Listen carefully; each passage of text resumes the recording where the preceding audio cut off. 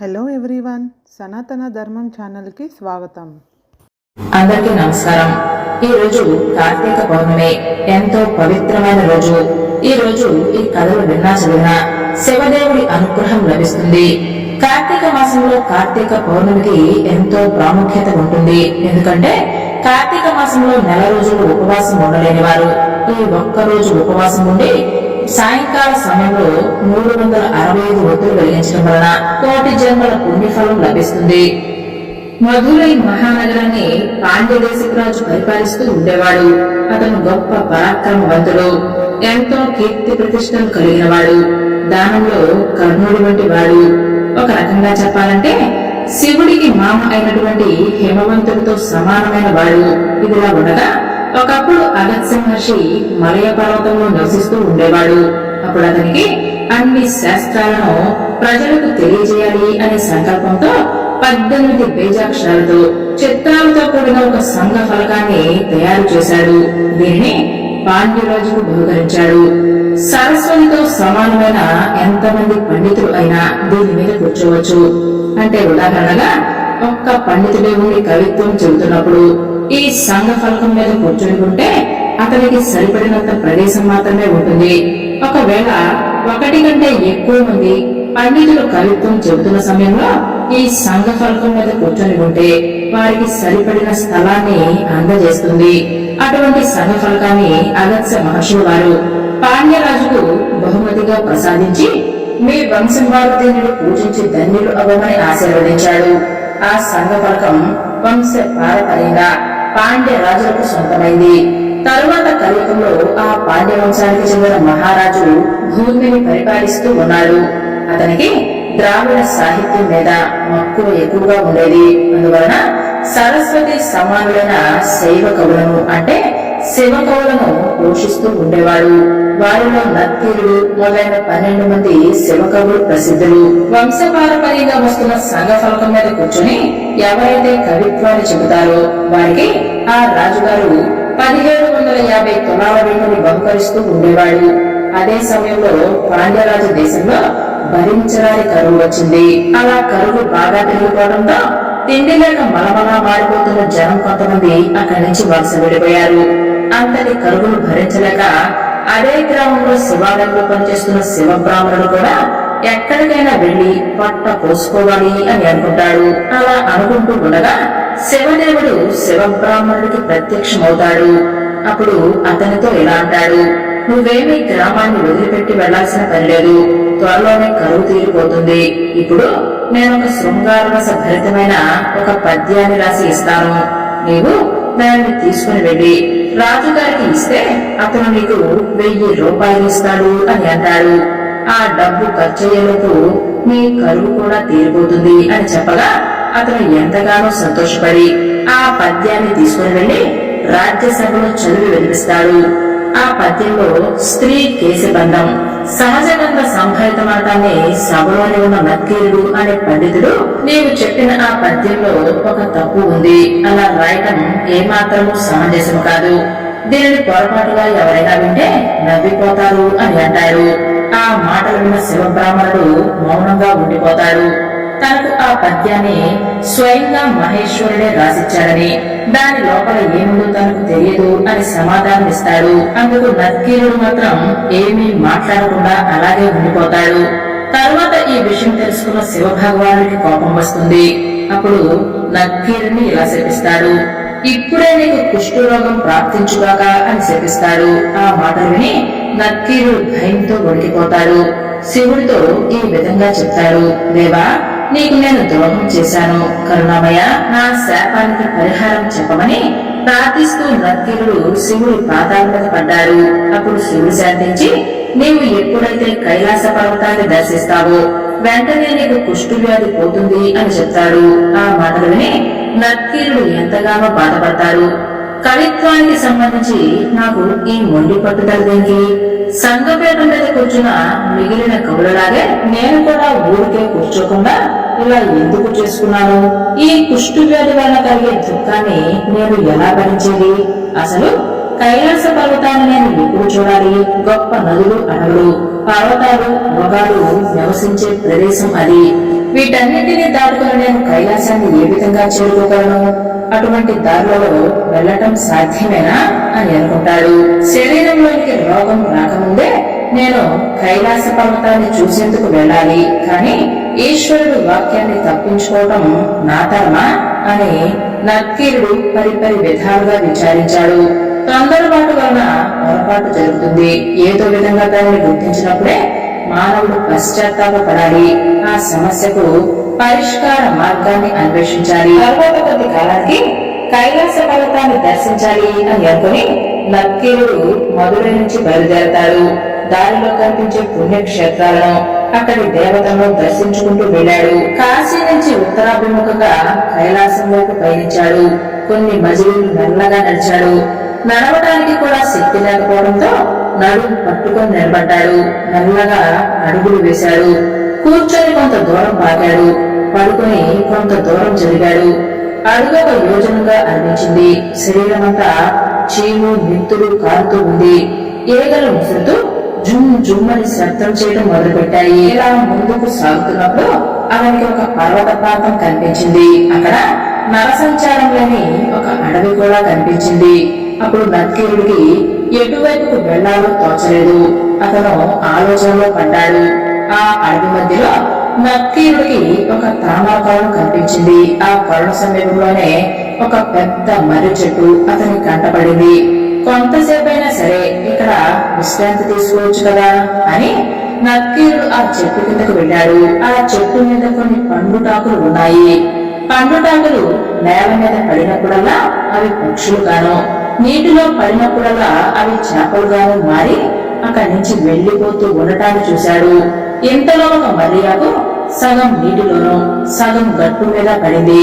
గట్టు మీద పడిన సగభాగం పక్షిగా మారి పైకి లాగటం, నీటిలో పడిన సగభాగం చేపగా మారి లోపలికి లాగటం కనిపించింది.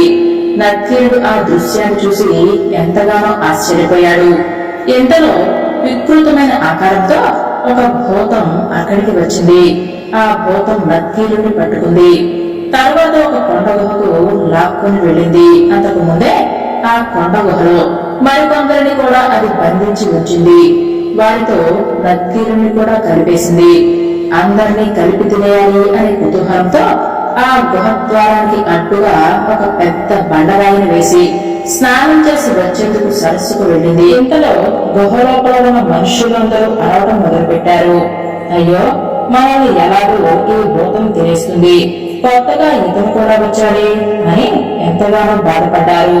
అప్పుడు నక్కీరుడు సుబ్రహ్మణ్య స్వామిని స్తుతించాడు. సుబ్రహ్మణ్య స్వామి వచ్చి ఈ భూతాన్ని వధించి అందరినీ బతికించుగాక అని అనుకున్నాడు. వెంటనే స్కందుడు ప్రత్యక్షమై ఆ భూతాన్ని కొట్టి చంపేశాడు. తరువాత గుహద్వారానికి అడ్డుగా ఉన్న బండను తొలగించి అందరినీ బయటికి రండి అని ఆదేశించాడు. భూతం చేత గుహలో బంధించబడిన వారందరూ బయటికి వచ్చి స్కందుడికి నమస్కరించి అక్కడి నుంచి వెళ్లిపోయారు. నక్కీరుడు మాత్రం అక్కడే నిలబడిపోయాడు. అప్పుడు సుబ్రహ్మణ్య స్వామి ఇలా అడుగుతున్నారు, అసలు నీవు ఈ ప్రదేశంలో ఏం చేస్తున్నావు? అసలు ఇక్కడికి ఎందుకు వచ్చావు అని అడగగా, ఓ దయ్యామయ్య, నీ దయ ఉంటే చాలు, ఎలాంటి కష్టాలు అయినా పటాపంచలు అయిపోతాయి. నేనొక అపరాధం చేయగా కుష్ఠవ్యాధి గ్రస్తుడికి కమ్మని పరమేశ్వరుడే సాక్షాత్తు శపించాడు. శాపమోక్షాన్ని అడగగా తన నివాసమైన కైలాసాన్ని వీక్షించినప్పుడే నీకు వ్యాధి పోతుంది అని సెలవిచ్చాడు. ఆ పర్వత మార్గం ఎంతో దుర్గమం, నేను దాన్ని ఎలా చేరుకోగలను అని బాధపడ్డాడు. అందుకు సుబ్రహ్మణ్య స్వామి ఎలా అంటున్నాడు, నీవు కైలాస పర్వతాన్ని చూస్తేనే నీ కుష్టు వ్యాధి పోతుందని పరమశివుడు సెలవిచ్చాడు. అయితే ఉత్తర కైలాసం హిమాలయ పర్వతాలలో ఉంది, కానీ దక్షిణ కైలాసం శ్రీ కాళహస్తిలో ఉంది. నీవు కాళహస్తికి వెళ్లి శివుని దర్శించుకోవడం వలన నీ వ్యాధి పోతుంది కదా అని తగిన ఉపాయాన్ని ఆలోచించాడు. వెంటనే పక్కనే ఉన్న తటాకంలో స్నానం చేస్తే కైలాసగిరి కనిపిస్తుందని కుమారస్వామి నక్కీరుడికి సూచించాడు. వెంటనే నక్కీరుడు ఎంతగానో సంతోషించి అతని ఆదేశానుసారం దగ్గరలోనే ఉన్న సరస్సులో మునిగాడు. అలా మునిగి తలను పైకెత్తి చూడగానే నక్కీరుడికి స్వర్ణముఖి నదీ తీరంలోనే శ్రీ కాళహస్తి పర్వతం కనిపించింది. ఆ పర్వతాన్ని చూసిన వెంటనే అతని కుష్టు వ్యాధి మటుమాయం అయిపోతుంది. ఆ తమిళ కవి ఆనందానికి అవధులు లేకుండా పోయాయి. అతను మళ్ళీ ఆ ఉత్తర వాహినిలో స్నానం చేశాడు. శ్రీ కాళహస్తీశ్వరుని ఎంతగానో సేవించాడు. 100 తమిళ పద్యాలతో స్వామిని అర్చించాడు. నత్కీరుడు చెప్పిన 100 తమిళ పద్యాలను విని శ్రీ కాళహస్తీశ్వరుడు ప్రసన్నుడయ్యి ప్రత్యక్షమయ్యాడు. ఓ సాహిత్య సంపన్న, నీకేం వరం కావాలో కోరుకో అని ఆదేశించాడు. తన కళ్ళెదుట ప్రత్యక్షమైన తేజమూర్తికి నత్కీరుడు అనేక సార్లు అభివందనం చేశాడు. దుఃఖ నిలయమైన సంసారాన్ని పరిత్యజిస్తే ఏ సుఖం కలుగుతుందో దయచేసి నన్ను ఆ సుఖంలో చేర్చు, నేను కృతార్థుడిని అవుతాను అని నత్కీరుడు శివుడిని ప్రార్థించాడు. అందుకు పరమేశ్వరుడు అంగీకరించి నత్కీరుడికి సాహిత్యాన్ని ప్రసాదించాడు. భారతదేశంలో సుప్రసిద్ధమైన శైవ క్షేత్రాలలో శ్రీ కాళహస్తీశ్వర దేవాలయం ఒకటి. ఇది వాయులింగ క్షేత్రము. ఈ క్షేత్రాన్ని దక్షిణ కైలాసమని, భాస్కర క్షేత్రమని, శివనందైక నిలయము అని మన స్థల పురాణాల్లో చెప్పబడింది. ఇక్కడ ఈ శివలింగాన్ని పూజించి సాలెపురుగు, కృష్ణ సర్పము, ఏనుగు మోక్షాన్ని పొందాయి. అందువలన దీనికి శ్రీ కాళహస్తి అనే పేరు వచ్చింది. తెన్నడు అనే బోయవాడు శివుడికి తన కన్నునిచ్చి భక్త కన్నప్పగా ప్రసిద్ధి చెందాడు. ఈ కాళహస్తి క్షేత్రాన్ని దర్శించిన జగద్గురు అయిన ఆదిశంకరాచార్యుల వారు తెన్నని భక్తి గురించి తెలుసుకుని ఆశ్చర్యచకితులు అయ్యారు. ఒకప్పుడు బ్రహ్మదేవుడు ఎంతగానో కష్టపడి సృష్టి కార్యాన్ని కొనసాగిస్తున్నాడు. విశ్వకర్మ కుమారుడైన ఓర్మనాభుడు తనని గమనించాడు. బ్రహ్మలాగే తాను కూడా సృష్టించాలి అని అనుకుని ఎంతగానో ముచ్చటపడ్డాడు. తరువాత ఎంతో నేర్పుతో ప్రతిగా సృష్టి చేశాడు. అప్పుడు బ్రహ్మకు కోపం వచ్చింది. వెంటనే అతని నోటి నుంచి శాపం వచ్చింది. ఓర్ణనాభుడు అనే పేరుకు తగ్గట్టుగానే ఓర్ణనాభంగా అంటే సాలెపురుగుగా జన్మించమని అతనికి శాపాన్ని ఇచ్చాడు. ఓర్ణనాభుడు తన తప్పిదాన్ని గుర్తించి తగని పని చేసినందుకు ఎంతగానో పశ్చాత్తాపడ్డాడు. మనస్సులోనే ఎంతగానో విచారించాడు. చెడు పనులు చేసినందుకు చెడు ఫలితం రాకుండా ఎలా ఉంటుంది అని వాపోయాడు. తరువాత ఓర్ణనాభుడు బ్రహ్మకు నమస్కరించి శాపాంతం ప్రసాదించమని కోరాడు. తాను ఏ వనంలోనికి వెళ్లి కీటక జన్మను ధరించాలో తెలియజేయమని కోరతాడు. తన తప్పును లెక్కలోనికి తీసుకోకుండా అనుగ్రహించమని ఓర్ణనాభుడు ప్రాధేయపడ్డాడు. తరువాత బ్రహ్మ అతనితో వైరాన్ని పాటించకుండా ఈ విధంగా తెలియజేస్తాడు. సృష్టి చేయగలిగే శక్తి నీకుంది, అందువలనే నీకు అహంకారం కలిగింది. ఎప్పుడైతే నీకు శివ దర్శనం జరుగుతుందో అప్పుడే అహంకారం తొలగిపోయి మోక్ష ప్రాప్తి కలుగుతుంది. కాబట్టి వెంటనే నీకు సాలెపురుగు రూపాన్ని ధరించి గజారణ్యంలో నివసించు. నీకు శివ దర్శనం అయ్యే వరకు నీ నుంచి వెలువడే దారంతో గుండ్రంగా ఉండే గూడును నిర్మించుకుని అందులోనే నివసించు అని అన్నాడు. పూర్వకాలంలో వశిష్ఠుడు ఆ గజారణ్యంలోనే తపస్సు చేశాడు. అతనికి మోక్షాన్ని కలిగించేందుకు శివుడు అక్కడ లింగాకారంతో వెలిశాడు. ఆ లింగం పడగ ఆకారంతో ఉంటుంది. ఒక రోజు ఒక భక్తుడు అక్కడ శివుణ్ణి నిష్ఠతో పూజిస్తాడు. దాంతో నీవు వెళ్లి ఆ లింగాన్ని దర్శించగానే పూర్వజన్మ జ్ఞానం నీకు కలుగుతుంది. దానితో నీవు శివుణ్ణి సేవించి మోక్షాన్ని పొందుతావు అని బ్రహ్మ తెలియజేశాడు.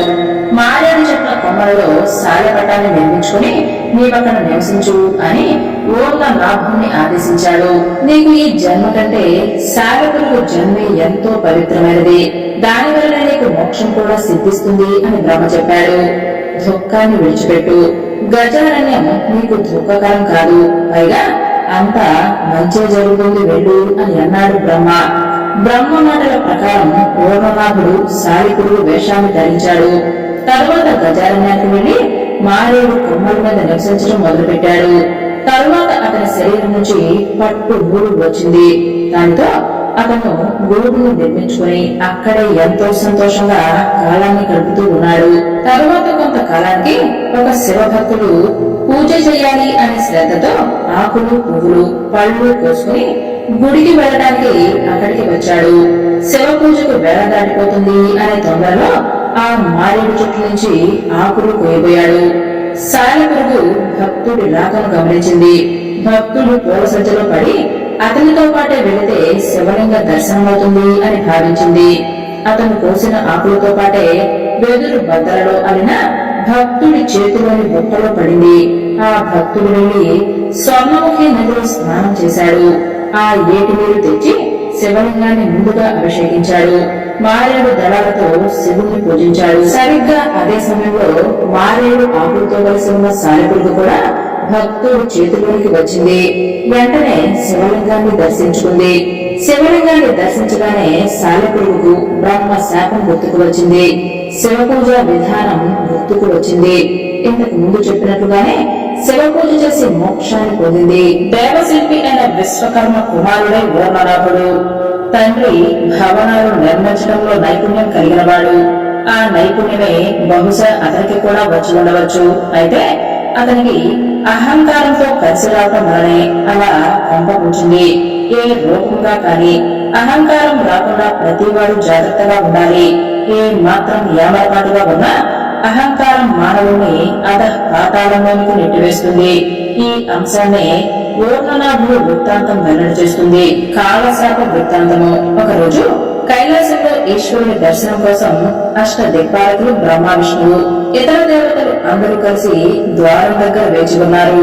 వారికి దర్శనం ఇవ్వడానికి ఈశ్వరుడు సంసిద్ధంగా ఉన్నాడు. కుడి చర్మాన్ని కట్టుకుని శరీరమంతా విభూతి రాసుకుని చంద్రకళను జడముడిలో ధరించి కపాలాల దండను మెడలో వేసుకుని ఆదిశేషుని జిందంగా ధరించాడు. తర్వాత కర్కోటకుని కాలికి తొడుక్కుని కమ్మలుని అశ్వకరుని కర్ణ కుండలాలుగా ధరించి తుంబురుని చేతికడిగా చేసుకున్నాడు. ఈ విధంగా సర్పాలు అన్నిటినీ ధరించిన తర్వాత కాలము అనే ఒక సర్పం ఈశ్వరుడి కంటపడలేదు. ఆ సర్పం భార్య వియోగాన్ని సహించలేక పాతాళానికి వెళ్ళిపోయింది. ఈ విషయం తెలుసుకున్న ఈశ్వరుడు ఆ సర్పాన్ని కోపించాడు. ఈశ్వరుడు సభాభవనానికి వచ్చాడు. బ్రహ్మ, విష్ణువు మొదలైన దేవతలు సేవిస్తూ ఉండగా రత్న సింహాసనం మీద కొలువుతీరి ఉన్నాడు. పాతాళం నుంచి కాలాన్ని రప్పించాడు. శివుడు ఆ సర్పంతో ఎలా పలుకుతున్నాడు: వాసుకి శేషుడు ఇక్కడ నన్ను సేవిస్తూ ఉంటే నీవు భార్య మీద ఉన్న కోరికను విడవలేక పాతాళ లోకానికి వెళ్లిపోయావు. కాబట్టి నీవు భూలోకంలో పాతాళ లోకాలలో మాత్రమే తిరుగుతూ ఉండు, కైలాసానికి రావద్దు అని కటువుగా పలికాడు. ఆ మాటలు విన్న కారణము ఇదంతా నా అవివేకం వల్ల మాత్రమే జరిగింది. నేను కైలాస పర్వతాన్ని అధిరోహించకుండా మిమ్మల్ని సేవించకుండా ఎలా ఉండగలను అని దుఃఖిస్తూ కాలం ఈశ్వరుడి పాదాల మీద పడింది. అప్పుడు ఈశ్వరుడు చిరునవ్వుతో దానిని పైకి లెగవమన్నాడు. భూమిలోని దక్షిణ ప్రాంతంలో దక్షిణ కైలాసం ఉంది. నీవక్కడికి వెళ్లి నవరత్నాలతో నన్ను సేవిస్తూ ఉండు అని సెలవిచ్చాడు. తరువాత కొద్ది రోజులకు నన్ను సేవించడానికి అక్కడికి ఒక ఏనుగు వస్తుంది. దానికి నీకు మధ్య గొడవలు వస్తాయి. ఆ గొడవ వలన మీరిద్దరూ మరణించి మోక్షాన్ని పొందగలరు. ఇక వెళ్ళు అని ఈశ్వరుడు చెప్పాడు. ఆ మాటలు విన్న కాలనాగం ఎంతగానో బాధపడి స్త్రీ మీద ఉన్న వ్యామోహం వలన శివుడికి నేను దూరం అవ్వాల్సి వచ్చింది. ఈ విధంగా విచారించి గజారణ్యానికి తిరిగి వచ్చింది. శివలింగార్చన మీద ప్రీతిని పెంచుకుంది. మానవులకు సహజంగా ధనం పట్ల, జీవిత భాగస్వామి పట్ల, సంతానం పట్ల అత్యధికమైన వ్యామోహం ఉంటుంది. ఈ వ్యామోహమే మానవుని దేవుడికి దూరం చేసే ప్రమాదం ఉంది. ఇక్కడ కూడా సర్పం భార్య మీద ఉన్న ప్రేమ వలనే శివుడి చేత శిక్షించబడింది. కాబట్టి ఈ అంశాన్ని దృష్టిలో ఉంచుకుని ఈశ్వరత్రయం నుంచి బయటపడాలని కాల వృత్తాంతం తెలియజేస్తుంది. ఏనుగు పూర్వజన్మ వృత్తాంతము. ఒకప్పుడు పార్వతీ పరమేశ్వరుడు ఏకాంతంగా ఉన్న సమయంలో హస్తి అనే పేరు గల శివభక్తుడు వారి కేలి గృహానికి దగ్గరగా వెళ్లాడు. అక్కడ ద్వారపాలకులు ఉంటారు. వారిని కూడా లెక్క చేయకుండా అతను లోపలికి ప్రవేశించబోయే సమయంలో దానిని పార్వతీదేవి గమనిస్తుంది. వెంటనే సిగ్గుతోనూ అవమానంతోనూ ఆమె మనస్సు ఉరికిపోతూ ఉంటుంది. పోయి నీవు ఎవరి అనుమతితో ఇక్కడికి వచ్చావు అని గర్జించింది. వెంటనే హస్తి కమ్మని శపించింది. ఆ మాటలు విని హస్తి గజగజ వణికిపోయాడు. అమ్మా, నేను పెద్ద తప్పు చేశాను, నా తప్పును క్షమించు అని పాదాభివందనం చేశాడు. ఆ తరువాత పార్వతీదేవి, నా మాట అసత్యం కాదు, అయినా నీవు భయపడాల్సిన పని లేదు. త్రేతాయుగంలో నీకు మోక్షం తప్పకుండా లభిస్తుంది. గజారణ్యంలో సర్పరూప లింగాకారంలో శివుడు వెలిసి ఉన్నాడు. నీవు అక్కడికి వెళ్లి ఆయనను సేవించు. నీవు శివుడు పూజిస్తున్న సమయంలో నీకు ఆ నాగుపాముకు మధ్య గొడవలు వస్తాయి. దాని వలన నీవు నీ వలన ఆ సర్పము మరణించబడతాయి, తరువాత నీకు మోక్ష ప్రాప్తి కలుగుతుంది అని వరాలను ఇస్తుంది. వెంటనే హస్తి మదించిన ఏనుగు అవుతాడు. తరువాత గజారణ్యానికి వెళ్ళాడు. అది త్రేతాయుగం ముగిసే సమయము. ఒక కృష్ణ సర్పము పాతాళ లోకం నుంచి మాణిక్యాలను తీసుకుని వచ్చి ప్రతిరోజు ఉదయము వాటితో శివుణ్ణి పూజిస్తూ ఉండేది. ద్వాపర యుగ ప్రారంభంలో ఒక ఏనుగు కూడా శివుణ్ణి సేవించడానికి అక్కడికి వచ్చింది. తరువాత స్వర్ణముఖి నదిలో స్నానం చేసింది. అదే ప్రాంతంలో పూజా ద్రవ్యాలను సమకూర్చుకుంది. అంతకు ముందు సర్పం పూజ చేసి వెళ్లిపోయిన తర్వాత పూజా ద్రవ్యాలను తొలగించింది. తొండంతో తాను తెచ్చిన నీటితో శివుడికి అభిషేకం చేసింది. తాను సేకరించి తెచ్చిన మారేడు కొమ్మలు, తామర పూలు, తెల్ల కలుగులు మొదలైన వాటితో శివుణ్ణి భక్తి శ్రద్ధలతో పూజించింది. మరుసటి రోజు ఉదయమే శివుణ్ణి సేవించడానికి అక్కడికి సర్పం కూడా వచ్చింది. దేవుణ్ణి సమీపించి చూడగా అంతకు ముందు రోజు ఏనుగు చేసి వెళ్లిన పూజా వస్తువులు కనిపించాయి. వాటిని చూసి సర్పం ఎంతగానో బాధపడింది. తరువాత ఏనుగు శివుడి మీద నుంచి వెళ్లిన పూజా సామగ్రిని మొత్తం పాము తొలగించింది.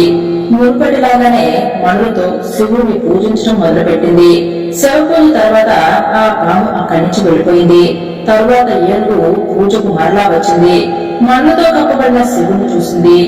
ఎవడో శివుడికి తగని పూజ చేశాడు. ఎంత తెలివి తక్కువ వారైనా సరే శివుడి మీద రంగురాళ్ళ నుంచి పూజ చేస్తారా అని ఎంతగానో బాధపడుతుంది. ఏనుగు వాటిని తొలగించి మునుపటిలాగే శివ పూజ చేసి అడవిలోనికి వెళ్ళిపోయింది. మరుసటి రోజు ఉదయాన్నే మరలా సర్పం వచ్చింది. మారేడు కొమ్మలతోనూ పద్మాలతోనూ కప్పబడి ఉన్న శివలింగాన్ని చూసింది.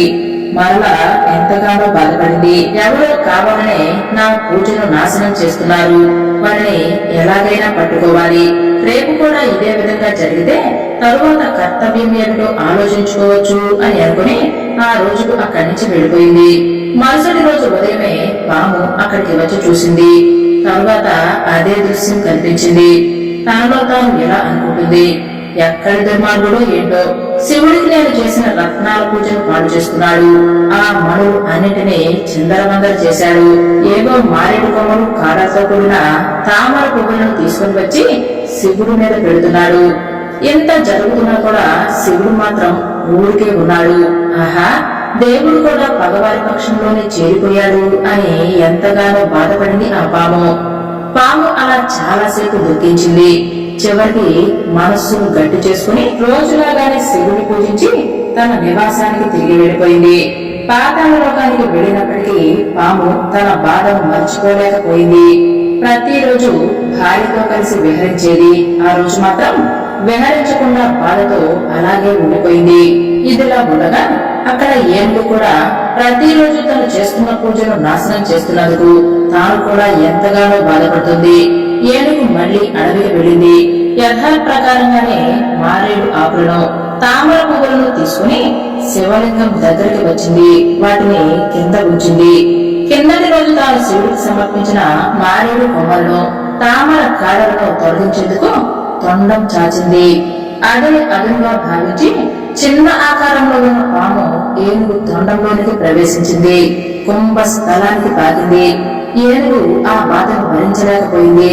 భయంకరంగా ఘీంకరించడం మొదలుపెట్టింది. తర్వాత ఏనుగు స్వర్ణముఖి నదిలోనికి దిగి తొండంతో పూర్తిగా నీళ్లను పీల్చుకుని ఆకాశంలోనికి ఎగజిమ్మింది.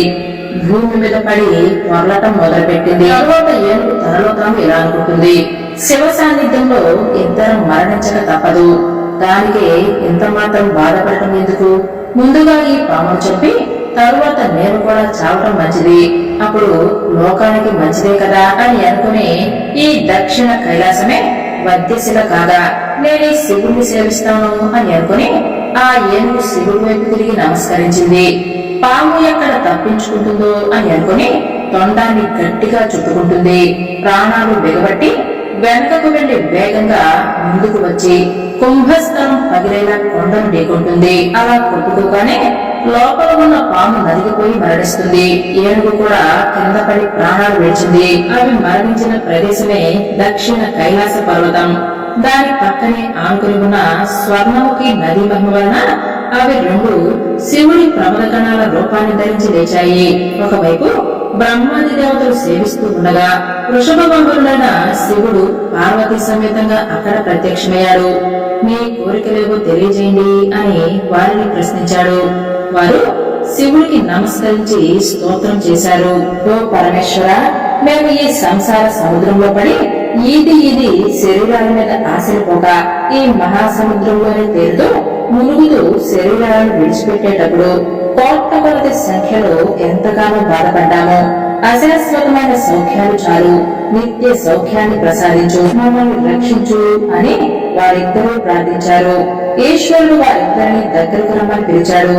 దగ్గరలో ఉన్న దేవతలకు సైతం ఆశ్చర్యం కలిగే విధంగా వారికి శివ సాయుధ్యాన్ని ప్రసాదించాడు. తరువాత శివుడు పార్వతీ సమేతంగా అక్కడ శివలింగంలోనికి ప్రవేశించాడు.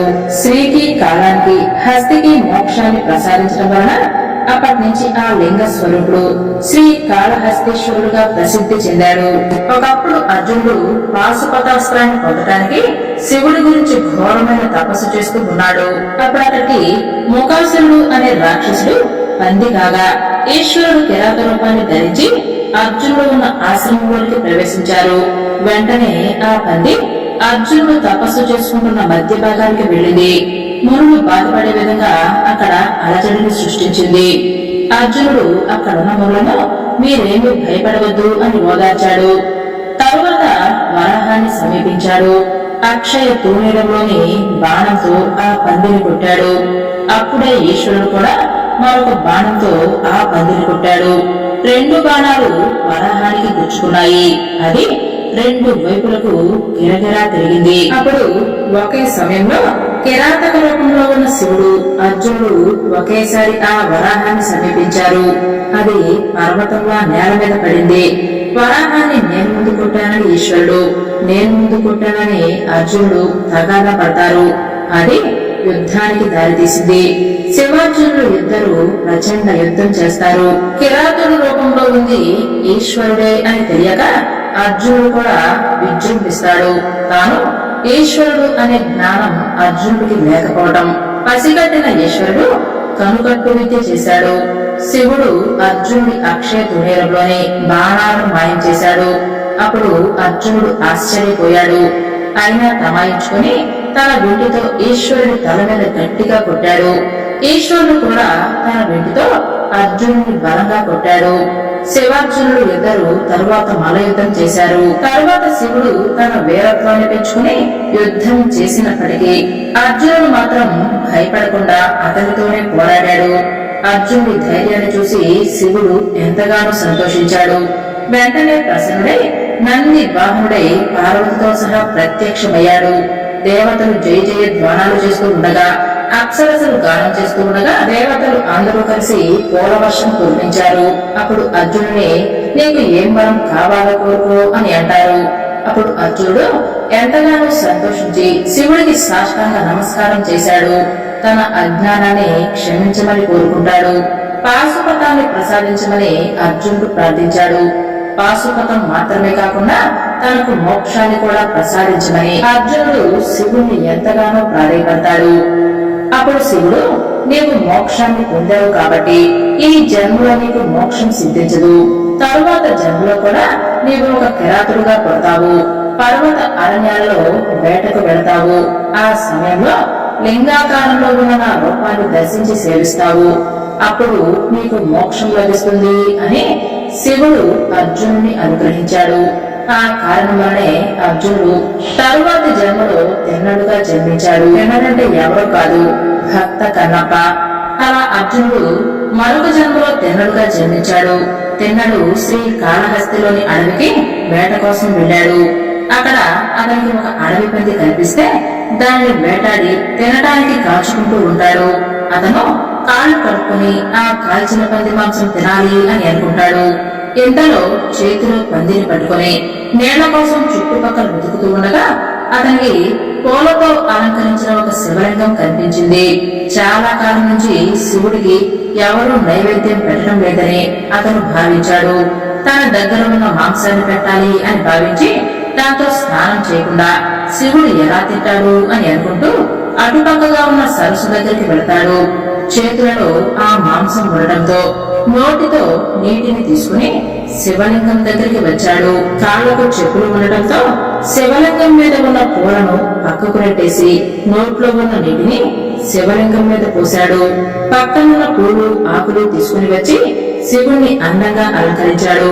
తరువాత తన వద్ద ఉన్న మాంసాన్ని శివుడికి నైవేద్యంగా పెట్టాడు. దానిని శివుడు ఆరగించాడు. అప్పటి నుంచి తిన్నాడు. ప్రతిరోజు అలాగే చేయడం మొదలు పెట్టాడు. అయితే శివుడు పంది మాంసం తినడం వెనుక ఒక కథ కూడా ఉంది. అప్పట్లో సుందర శ్రీరాస అనే రాక్షసులు నివసిస్తూ ఉండేవారు. వారు శివుడి కోసం గొప్ప తపస్సులు చేసి మోక్షాన్ని ప్రసాదించమని కోరారు. అప్పుడు శివుడు వచ్చే జన్మలో మీరు అడవులలో జంతువులుగా జన్మిస్తారు అని చెప్తాడు. వేటగాడు జంతువు రూపంలో ఉన్న వారిని వేటాడి ఆ మాంసాన్ని శివుడికి నైవేద్యంగా పెడతాడు. అప్పుడు శివుడు ఆ మాంసం తినడం వలన వారికి మోక్షం కలుగుతుంది. అందుకే శివుడు తిన్నడు పెట్టిన మాంసాన్ని తింటాడు. అంటే ఆ లింగాన్ని పూజించడానికి ఒక బ్రాహ్మణుడు తరచుగా అక్కడికి వస్తూ ఉండేవాడు. శివుడు మాంసం తిన్నాడని, శివుడికి నోటితో తెచ్చిన నీటితో పూజ జరిగిందని, శివలింగం మీద ఉన్న పూలు కాలితో తీయబడ్డాయి అని తెలుసుకుని శివగోచర ఎంతగానో బాధపడ్డాడు. ఆ బాధను భరించలేక ఆత్మహత్య చేసుకోవాలి అని నిర్ణయించుకుంటాడు. తన తలను శివలింగానికి కొట్టుకోవటం మొదలుపెట్టాడు. అప్పుడు శివలింగం నుంచి అశరీరవాణి ఇలా పలుకుతుంది: ఓ బ్రాహ్మణుడా, నీవు అంతగా చింతించాల్సిన పని లేదు. కాసేపు నువ్వు అలా దాక్కుని వేచి చూడు అని ఒక మాట వినిపిస్తుంది. ఆ మాటలు విన్న శివగోచర శివలింగం వెనక్కు వెళ్లి దాక్కుంటాడు. తరువాత కొద్దిసేపటికి రోజు లాగానే చేతిలో మాంసం, నోట్లో నీళ్లు మరియు పూలతో వచ్చాడు. పూలతో అలంకరించిన తర్వాత తాను తీసుకుని వచ్చిన మాంసాన్ని శివుడికి నైవేద్యంగా పెట్టాడు. అయితే ఆ రోజు శివుడు మాత్రం ఆ మాంసాన్ని ఆరగించడు. దాన్ని చూసిన తిన్నడు ఎంతగానో బాధపడి, ఏంటి ఈ రోజు స్వామివారు నైవేద్యాన్ని తినట్లేదు అని బాధపడుతూ ఉంటాడు. ఇంతలో శివలింగం ఒక కంటిలో నుంచి రక్తం రావటం గమనించి, అయ్యో, లింగం కంటి నుంచి రక్తం కారుతుంది, ఎందుకు ఇలా జరుగుతుంది? నేనేమైనా తప్పు చేశానా? అయ్యో స్వామి, వెంటనే నీకు నా కన్ను అమరుస్తాను అని అనుకుని తిన్నడు ఒక కంటిని తీసి ఆ శివలింగానికి అమరుస్తాడు. వెంటనే మరొక కంటి నుంచి కూడా రక్తం రావడం మొదలు పెడుతుంది. అప్పుడు తిన్నడు తన రెండవ కంటిని కూడా తీయటానికి సిద్ధమయ్యాడు. వెంటనే అతనికి ఒక ఆలోచన వస్తుంది. నేను రెండవ కన్నును తీయగానే నాకు కళ్ళు కనబడకుండా పోతాయి. అప్పుడు నేను శివుడికి సరిగ్గా కన్నును పెట్టలేను.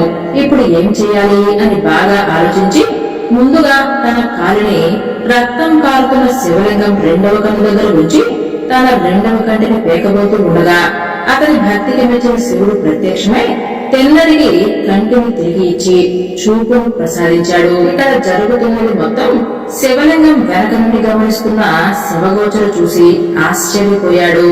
అతను ఎంత గొప్ప భక్తుడు అని తెలుసుకున్నాడు. అలా తినడు భక్త కన్నప్పగా మారిపోయాడు. కన్నప్ప అంటే తన కంటిని వేరొకరికి దానం చేసిన వాడు అని అర్థము.